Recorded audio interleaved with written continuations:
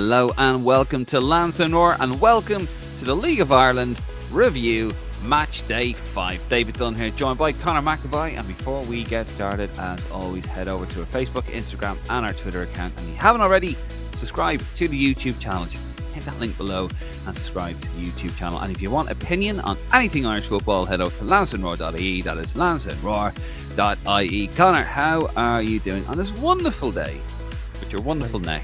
I'm great. I've your wonderful flu. Sore neck. So a bit worse wear at the moment, but don't you worry. By the time we get to Bulgaria next week, I'll be flying, and by the time the League of Ireland comes back around on Friday night, I'll be flying. So all is good. I hope you will, because you'll be staying with me for the night. So I'm going to be like Kato in Pink Panther. I'm going to be like flying out cupboards and stuff, like attacking you, making sure you're match ready, judo chops. I'm going out. Well, apparently it's a bit of a hooligan problem over in Bulgaria, so we might need it. Christ. Of course, yes, I know this is League of Ireland review, but just a reminder, we will be over in Bulgaria, Conor and myself. And of course, Martin will be in Dublin with us also. We will be live from both grounds, from both games, because we are Lance and Roar, the voice of the fans.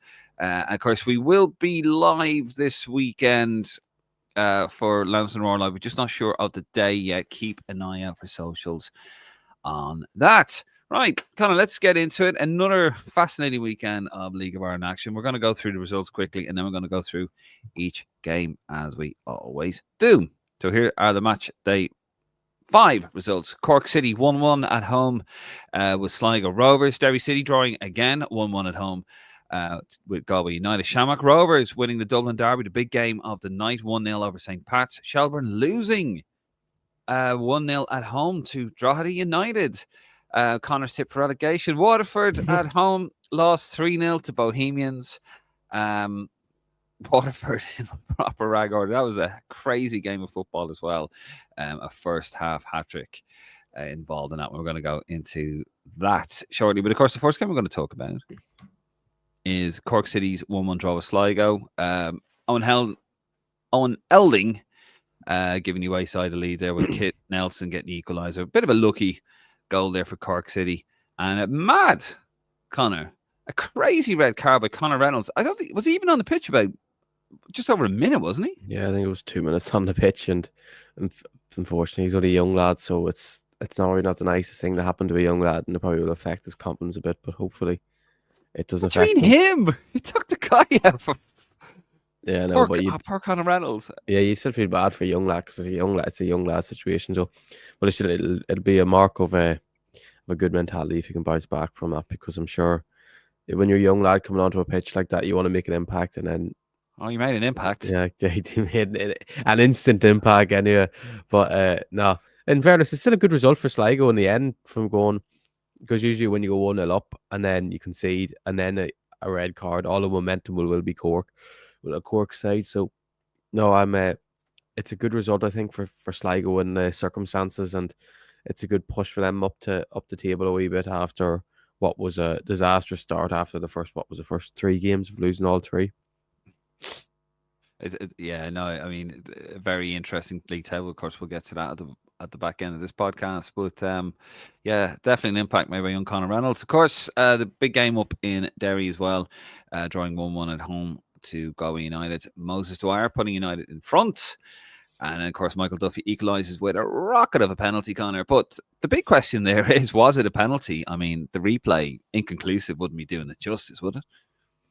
No, you'd never know. You just don't know in this league is whether something is or not, or whether you get the right camera angle or not. So I still don't know. I know. Do you think it was a penalty or not? I don't. He was claiming it was off his shoulder and his stomach, but it's too hard to tell because it's not even a high frame rate, is it? Where you can really, it's like balls there, and then it kind of bounce. You know what I mean? Like you don't see where the impact point is. Well, I mean, I only watched the highlights of that particular match, but I don't know. I mean, the referee was convinced of it, so he just pointed to the spot. But yeah, it was a bit unlucky. I mean, Derry City, though, the ground looking really well, by the way. The pitch mean, it looks like they're in Bettystown or something on the race course there. What the hell is going? I know it's an Astro pitch, but I played in better Astro pitches in Tallaght and Finglas or Ballymun. Actually, what's going on with it? I don't know. I think there's a lot of reports of saying that. I know it looks worse than it actually is from when the way the lights shine onto it. It gives a glare off it that makes it look horrendous. But even though it is horrendous in general, but thankfully, it's going to be their last year on this Astro as such. So once the season's over, they're meant to be moving full time, getting that dug up and onto a grass pitch, which is badly needed. But no, it's still disappointing to see them playing on a Astro in 2025, and then you see Brer Wonders are after installing an AstroTurf pitch in the Carlisle grounds, and I think their first match is on it could be this weekend. I think they're playing Dundalk, if I'm correct. I'm not sure if that's this weekend or next weekend.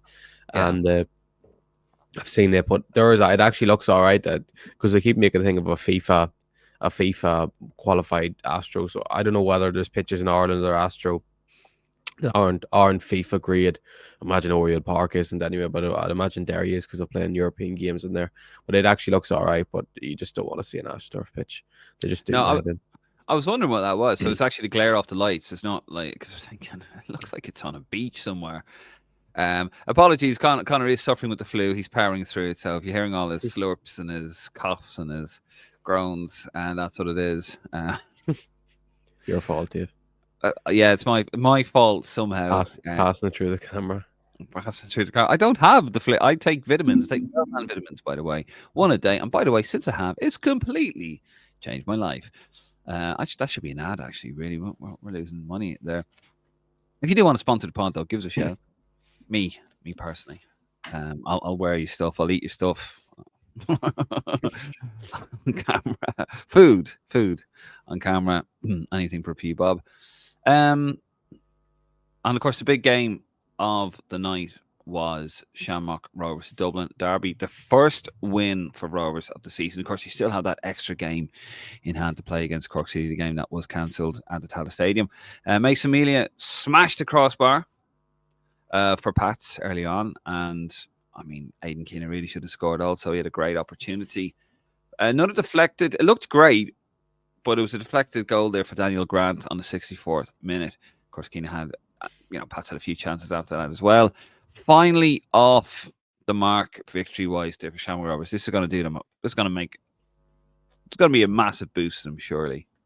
Yeah, because it would have been seen as, when you're in this sort of run, how bad they're playing at the moment, who do you not want, even though they're at home, who would you not want coming to Tallaght? You would have said St. Pat's because of the quality they have and how well they play football. So that will give them a huge confidence boost, not just that they won a match, it's the fact that who they beat against and the way they went about it. You wouldn't really said it wasn't even enough game. Pats had chances. Pats should have scored, but you wouldn't say Rovers were poor and like that was Danny Grant's best game in a Rovers jersey so far. I know his goal was deflected, but I thought he played well. I thought Rovers were decent. I thought the pitch you can tell is still recovering from the European night and then the women's match the day after. But sure, so be it. I'm sure hopefully over the next week or two it'll be back to 100%, which will be good to see. And what was there, 8,000 went to the Dublin Derby, which is great to see. A lot of Pats fans bought tickets in the home end, which they end up getting caught out and got their ticket rescinded, which is funny. But no, it was a good win for Rovers. Pats would be disappointed because everyone expected them to kick off where they left off last season, and what they're sitting fifth in the table now, 4 points behind Drogheda, which no one would have expected. 4 points behind Drogheda, people must have thought, oh, you'd be bottom of the table, but no, it's a good win for Rovers. I don't know who would have made such an outrageous claim. No. That is mad though, Pats. I mean, how does that even happen? Because it's not like, oh, he's got a Dublin address. We got to cancel it. It's in Dublin. It's a Southsider. We got to. They're both Southside. How does that? How did they manage that? Like, how did they know they were Pats fans? God only knows. Like, that's just think about that for a moment. Like, if anyone knows in the comments, just please tell me. Like, how does that happen? I could understand like Irish people going to an England game or vice versa. You go, well, you got an English address, you got an English name, and you're trying to buy tickets for the home end in Ireland. No, that's not going to happen. Like, how did he know?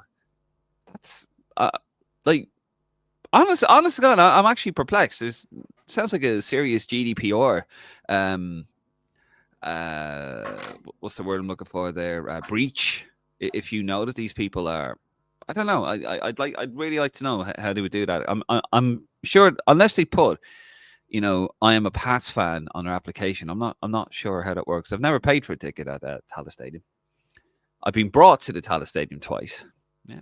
Do you know I was there for when Juventus played Rovers, and Alessandro Del Piero came on, and I was there for the under-21s game when Ireland battered Sweden 4-1.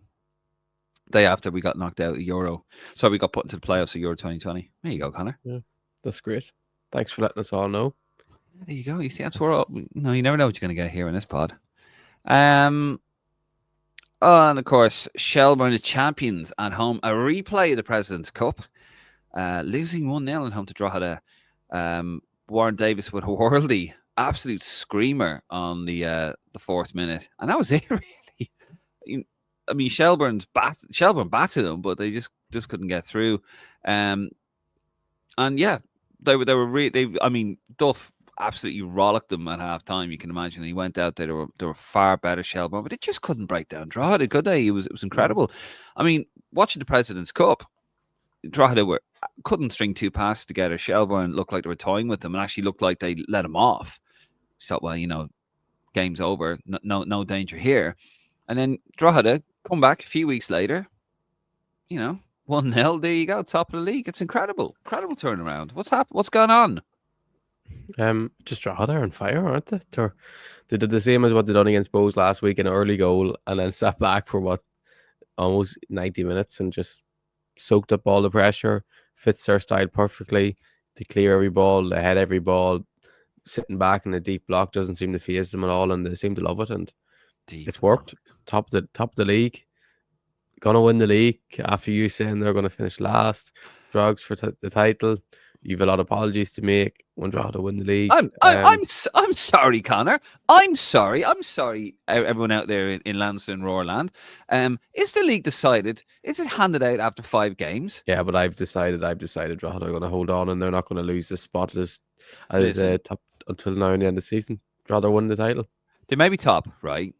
They may be top, but as we discussed off air, the beauty of the League of Ireland is you play each other 4 times. So you can effectively take 12 points off your nearest rival. 12 points. Just imagine that. It's a 12-pointer. So there's lots of football to be played, lots of games to be played. And they're going to win them all. I've seen it. I can vision it. Drogheda for the title. Drogheda. You slimy bastard. You actually were agreeing with me that they were going to go down. No, I said Cork. You agreed with me with you said, yeah, I could see Drogheda, yeah, I can understand that, because they were absolutely dreadful in the President's Cup. They were shockingly bad. Good thing that doesn't matter. No, it clearly doesn't. Of course, the last game. No. Of course, the last game was Waterford 3-0, battered 3-0 home to Bohemians. Colin Wheely. Who? Colin Whelan. Wheely to his friends. Colin. 42 minutes he had a hat-trick. Well, it was about 30 minutes he had a hat-trick in the first half. Great first goal, 2 penalties, and that was it, really. What Waterford tried in the second half, but it was over. It was done, wasn't it? Bows, is that the first win of the season as well, is it? Or should have beat Rovers in the Viva. Oh, they did, yeah. How you dealing? I'm going to get some absolute hate messages for that one. I jest, of course. I joke. I'm going to get plenty of hate for it, but we had a fantastic hat-trick. 2 great penalties as well, by the way. Who needs the moose? Who needs the moose when you've Colin Whelan?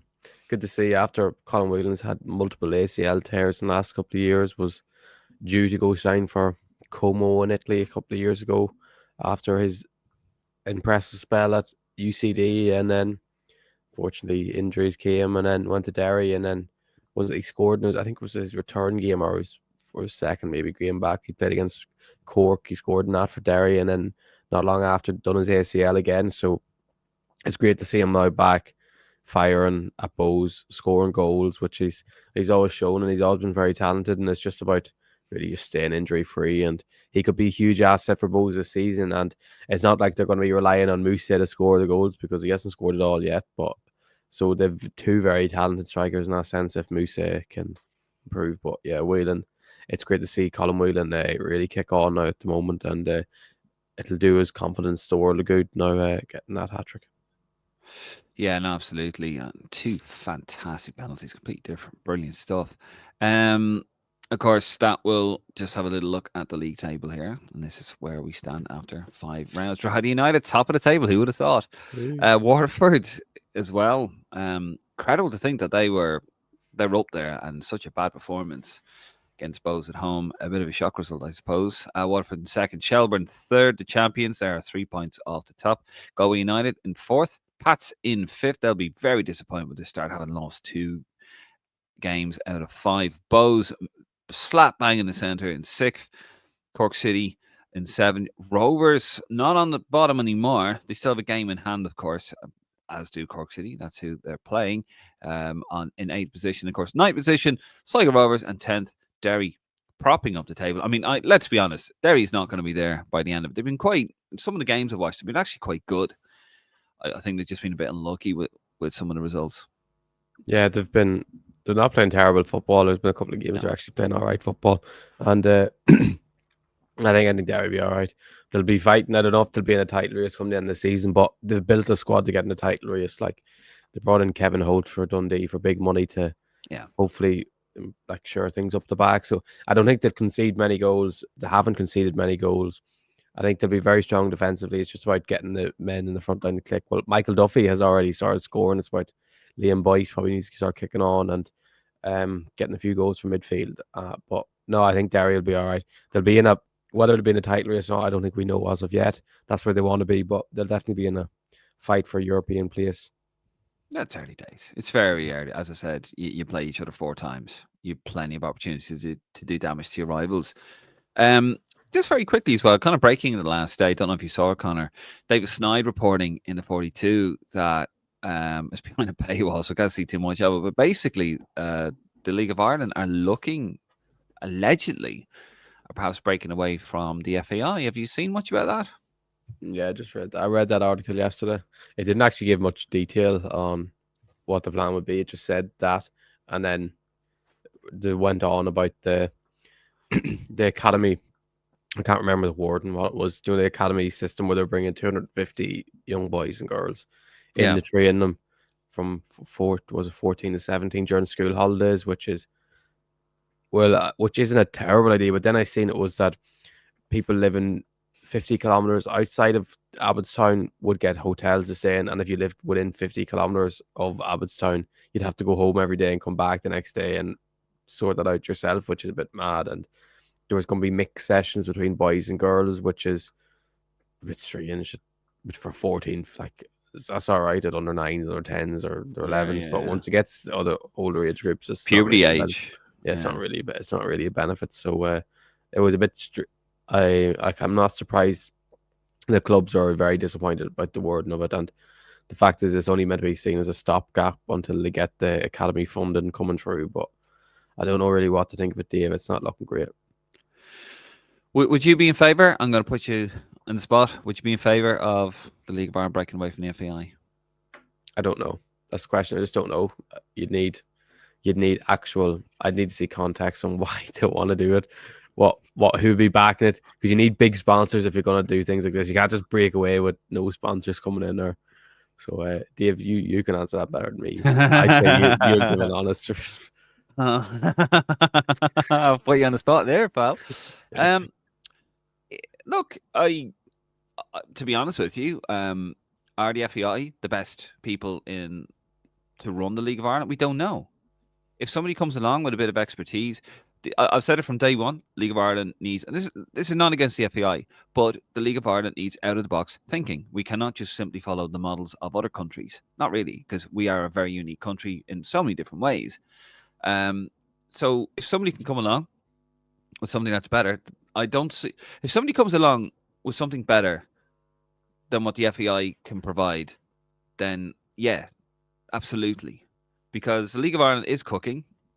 I've said this for the last couple of years, and it is. COVID, in a weird way, has made the has probably led to League of Ireland becoming more popular because people crave that live football experience. Premier League's pricing you out. We need to take advantage of that, and if somebody can come in that can do better, or even co-partnership with the FAI and help run it better, you always have to remember, like back in the day, even in England, the Premier League only came about in '92. And before then, it was a company in 90. I think it only formed in 1991. And before then, the Football League ran football in England. It was never really the Football Association.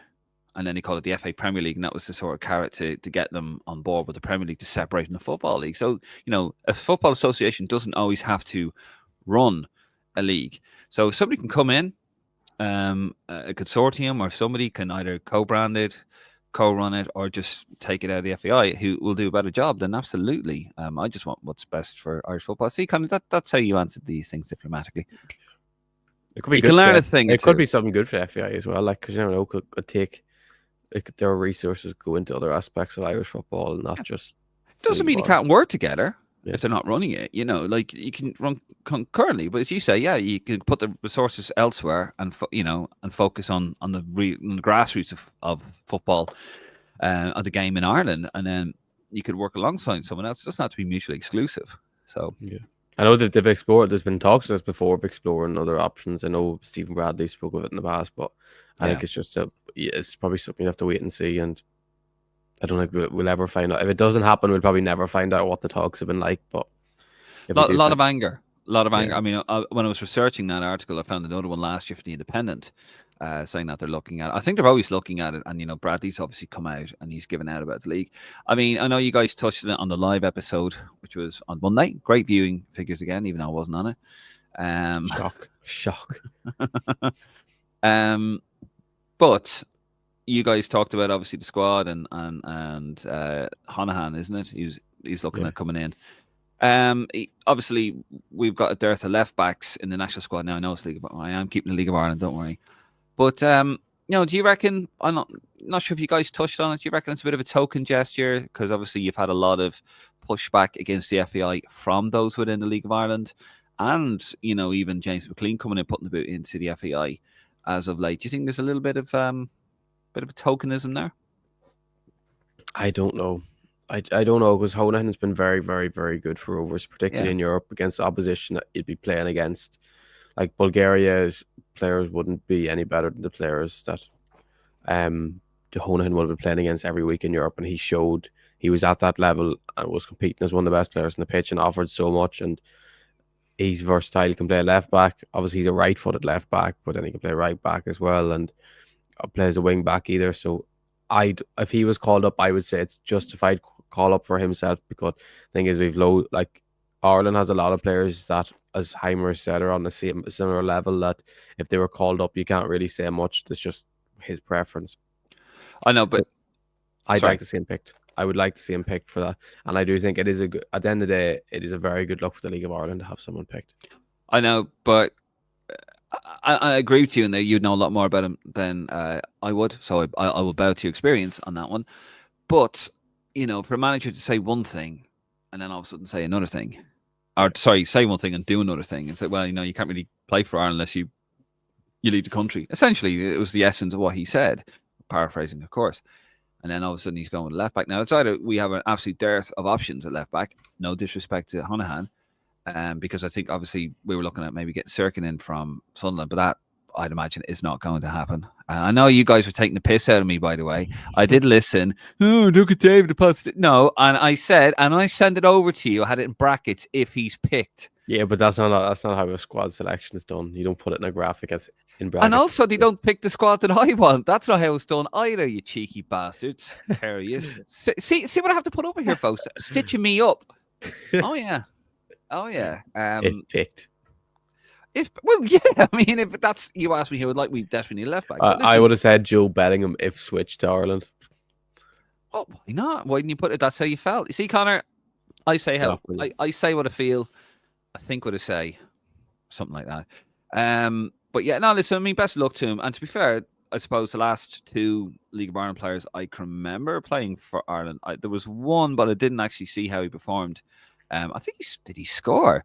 I remember Glenn Crowe. That's a Freudian slip. Back in 2002 at Ireland when he was at Bowes, and I thought he did okay. He did well. And of course, Jack Byrne when he was playing for Ireland in the Nations League, and obviously under Mick as well a little bit there. I thought he did okay. It was the other lad. There was a lad that came on and scored, wasn't there? Graham Burke was called up at one stage. Did he not score? I don't think so. I know Jonathan Afolabi was called up 2023 for the Netherlands game, but he didn't end up making the matchday squad. He was brought in as a late replacement. I don't know if Graham Burke scored, did he?